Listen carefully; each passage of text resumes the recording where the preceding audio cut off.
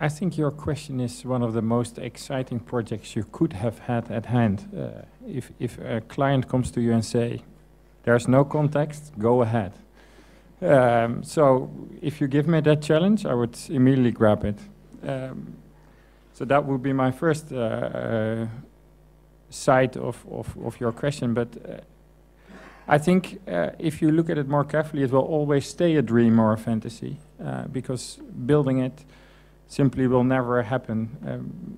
Because if you don't have a context, your mind goes crazy, and you'll probably come up with the most beautiful, crazy ideas that can't be realized at all. So maybe you should stop being an architect and start being a fantasy writer, which is a very exciting thought to me. So maybe maybe I. That is where my boss began, but and maybe that's where I end up after West Kowloon.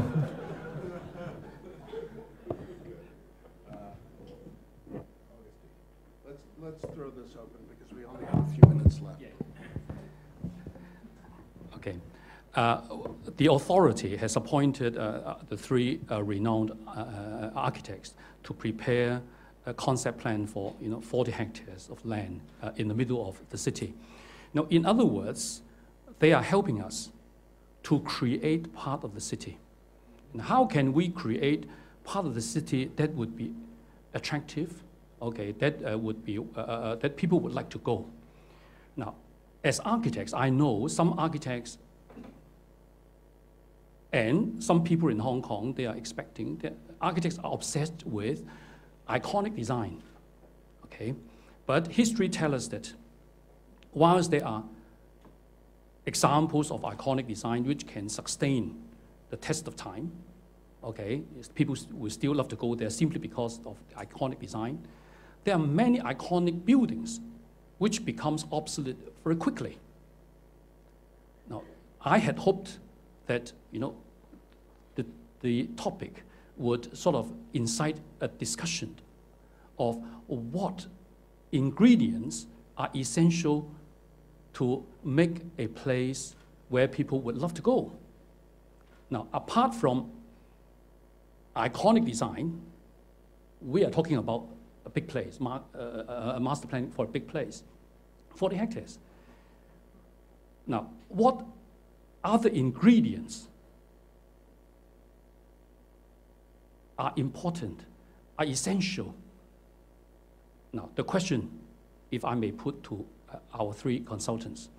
Now, without going into specifics, when your plan comes out, how would you convince or how would you tell the people of Hong Kong, okay, that your plan would help create a place at WKCD where people would love to go? And how would you expect the people of Hong Kong to judge your plan without going into specific?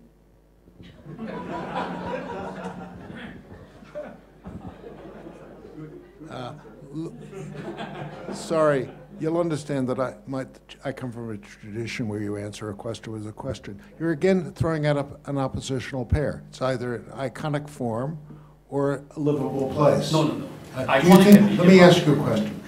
I want to push back on the authority.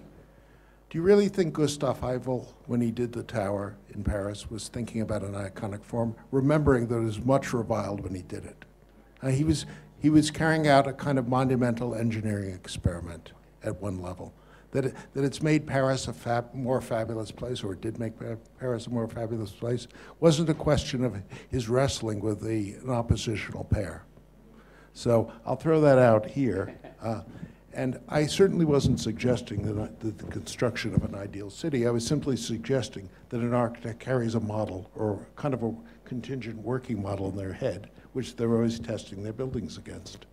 So the question, I guess, is what would we design?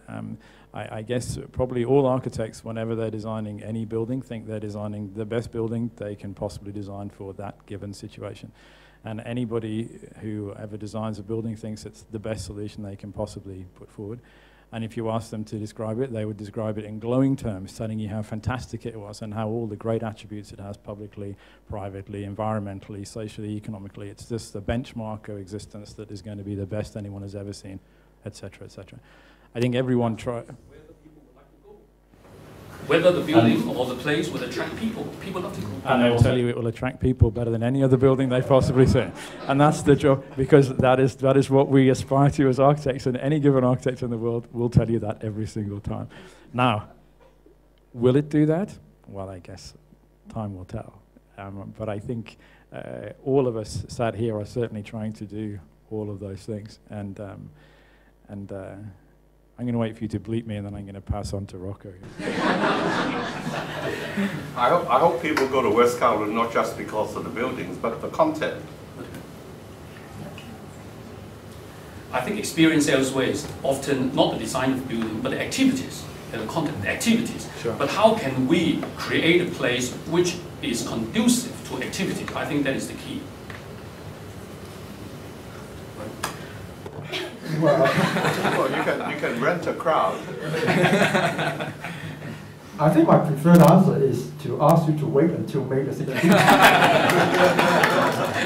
But they're not falling for it, guys. You're not going to get anything else. But what I can say is that there surely is more than one answer to your question. Certainly, there are many ways to make a place attractive, and there is not necessarily just one common factor. And there may be ways that you haven't even dreamed of yet.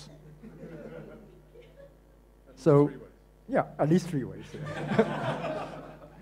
But going back to this more simple question about the iconic building, first of all, nobody, I think, have a consensus on what that term actually means. So it's very difficult to debate on whether it's good or not good to have iconic buildings. But to put it, a simple answer would be that even iconic buildings, as most of us understand it, can be either anti-urban or not anti-urban. I don't know what's the term for not anti-urban. So surely it's not the anti-urban iconic objects that we're looking for. That would be the simple answer. You're really not going to get anything out of me. So wait and see and let yourself be surprised would be my answer.